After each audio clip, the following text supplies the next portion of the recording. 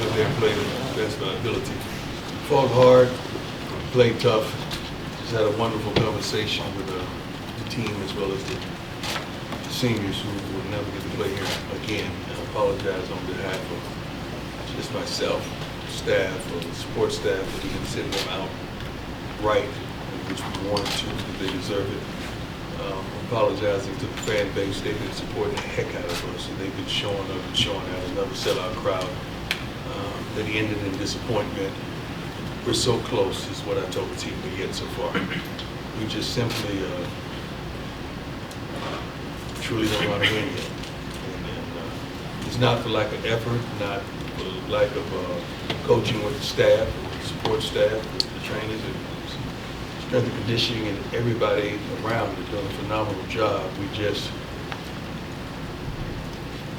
can't get over that hump. Another game, right there.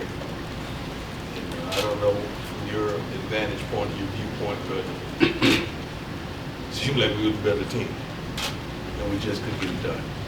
And the best thing about it is that in our first year, we haven't even been here a year, but we're right there. I mean, we're right there in all these darn games, except for one we got but slog in Oregon, that we've had an opportunity to win. Defensively, we surrendered Atlanta with yards rushing 207. Thank God we ran with 77 yards. I don't think we eclipsed that in a minute. Shador was efficient and effective. Receivers, it's a pretty good thing. We had a couple of drops out there. But the defense, we were consistent as we've been the last two games. I thought it was phenomenal.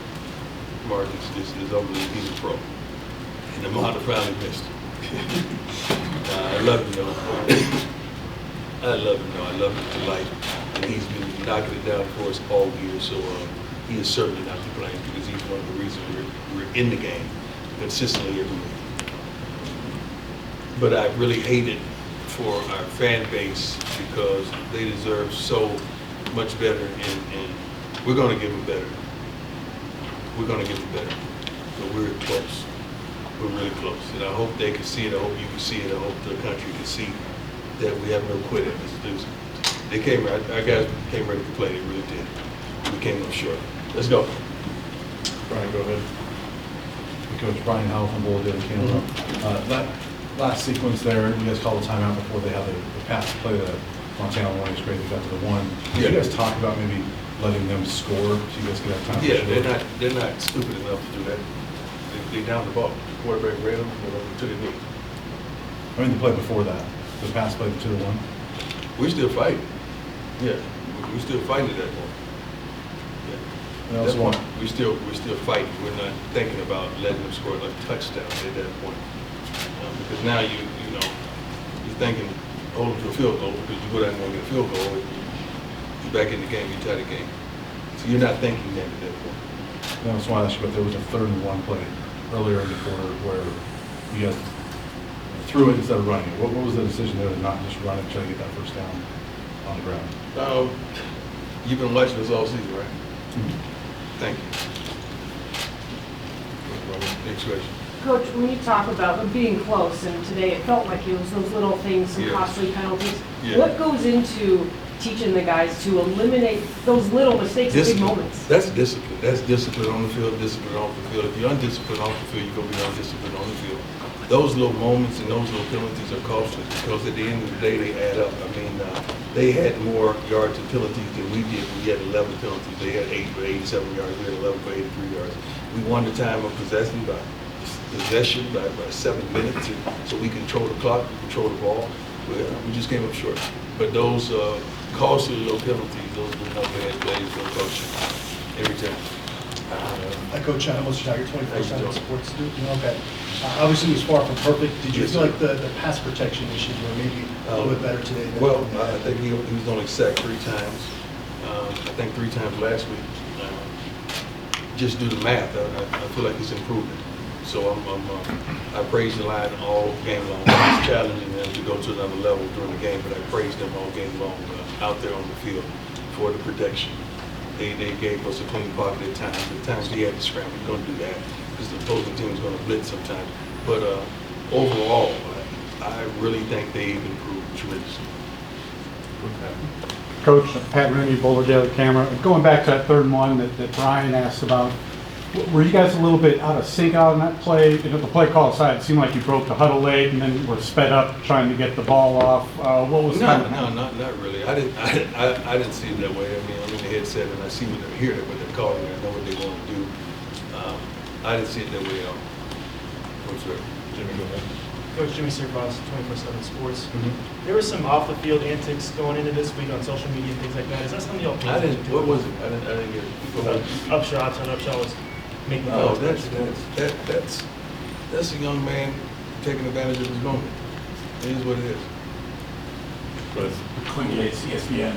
Coach, you talked about the support you've gotten from this team, from the city over the course of the season. When the season first started, how did you define success? Do you think you've reached it so far? In many aspects, certainly. Trying to watch my words. Certainly. I feel as though every time these fans come in this stadium, there's an expectation of us to win. I think that's progress. I wasn't here last year, but I'm pretty sure I've talked to some people that I know pretty well. I think there's tremendous progress. We have consistency in several positions that are phenomenal, and I truly feel that there's progress. We have inconsistency in some positions that we can fix. We know the problem, we identified it, and we're going to fix it. That's progress because we know what the problem is and we have the aptitude to fix it. So I really feel like we're underachieving from my standards. But when you really look at it, I'm pretty sure you see a better football team on the field each and every Saturday. Texan fans, have you been here for a while? No. What you think? I think it's an interesting question as to what success means for this program. Yes. Wins are one thing, popularity is another. Is the team better? Team doesn't matter. Good. Let's rest it right there with exclamation mark. Coach Prime, Alex Shurmur, Mile High Sports Radio, final word. Yes, sir. Talk about the 12th man. As you mentioned, everybody expects the Penalties in this team to win. Yeah. That's what we expect all the time. That's a different feeling. But I like that. I like that. They should. They should. And I feel like one thing about it, we're going to give you a good game. We're going to stretch your OC, your DC, your special teams coordinator. We're going to stretch them out and stress them out trying to stop what we're capable of doing. You can see what we need. It's easy for you to look out there and watch us on television and say, okay, I see what they need. They could go get that. That's why I'm excited about tomorrow, but I got to take care of today. Sean, go ahead.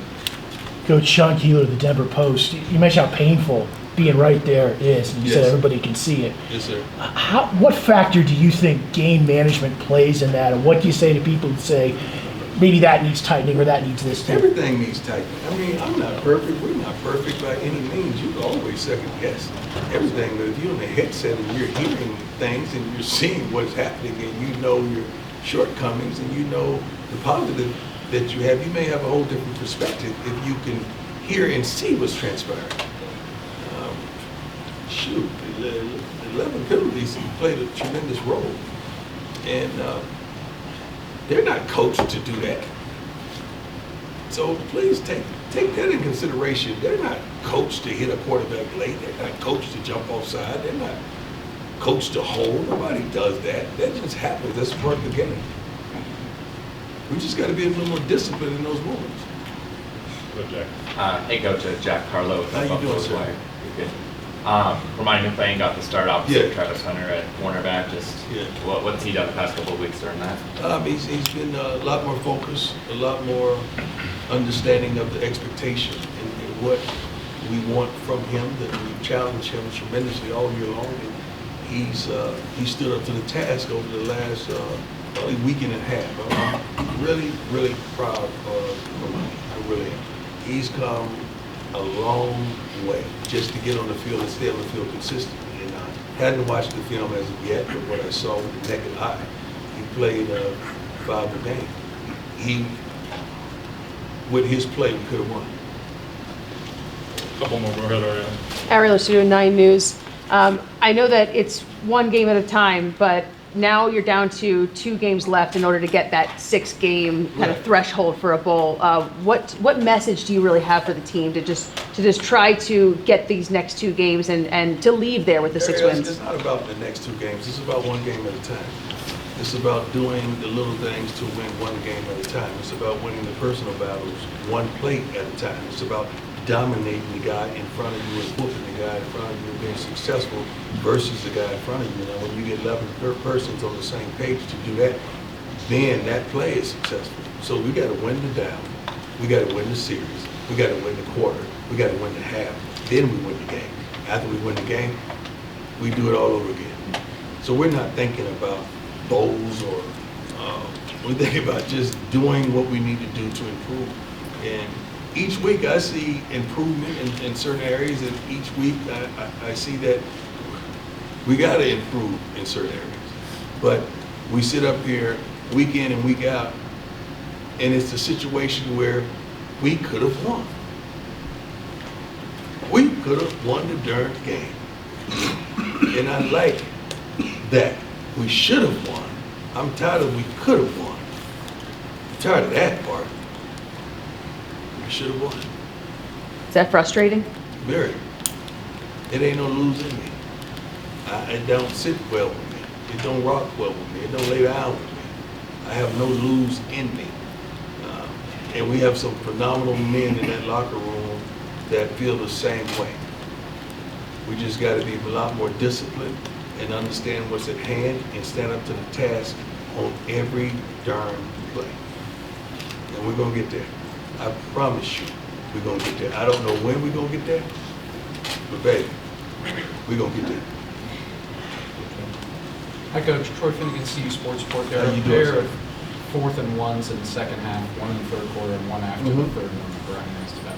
You opted to punt on both of those. From your perspective, with the way the game was going, what was the rationale behind playing what if you don't get those? What happens? The other team gets momentum, they go down and score. Now you saying, oh my God, he should have. You guys, you go second guess everything. I got it. I'm at practice every day. I know these young men. I'm on the headsets. I hear the calls. I know what's transpiring right there. I know the feeling and the mood of the team. Just so happens, I think we punted the ball to what? Two. And then we held them and they had to punt. What happened after that? We scored? Why you say nothing about that? I think that was a pretty good decision, wasn't it? In my favor, right? Can we start off with that? About that great decision you made, Coach? I don't need you to slap me on my back because I'm good, because my arms can reach back there. But I really just want you to understand these decisions are based on knowledge. We're not guessing. They're based on what we do in practice and the situations we have in practice. I have situations in practice that I will say 4th and 1 on this yard line. Now, if we don't get it consecutively, what do you think I'm going to do today? That's what I did. Hey, Coach, Tyler King with Denver today. You guys had 24 points and 250 yards in the first half on offense. I know you say it's been a collaborative effort all season for the offensive coaching staff, but an extra week for Coach Shurmur in this new role, did that help at all? Yeah, tremendously. I think you saw it. I mean, we're not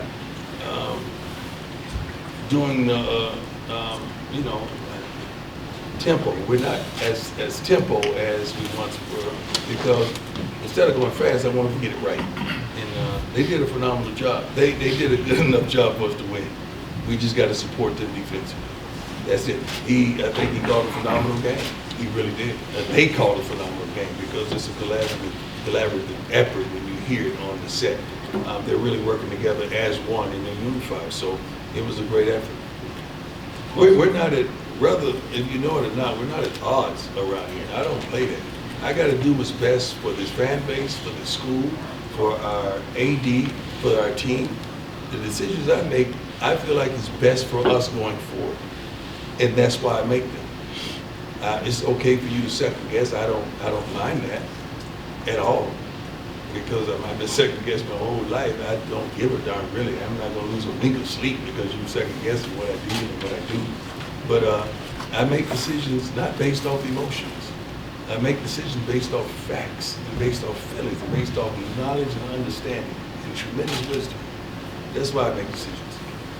Thank you, my man. Last one, go ahead, Brian. Coach, I did want to ask about those 3 times that Bassett pins them inside the 10. Each time defense gets a stop, and then the 2 touchdowns and Modest and field goal to score range. We've been waiting all season to see complimentary football. So how pleased are you? When we talk about the progress, are you pleased to see that finally come about? Yeah. I mean, we still hadn't shown up together in one game yet. What I mean by that is the offense play their butts off, the defense play their butts off, the special teams play their butts off. We still hadn't done it as of yet, but it was close. Special teams did its part, and we scored 31 points. That should be enough to win the football game. That was the challenge that I gave them at the beginning of the week. I said, guys, we need to score at least 31 points. Because based on what they surrender and what they score on the road, you come up with all these calculations and you kind of narrow it down and you say, okay, this is what they normally do. And they've been a consistent team. So that was the number, 31. And I feel like we would win if we scored 31 points. And we came up short. All right, thank you, Coach. Thank you. God bless you all. Have a wonderful evening.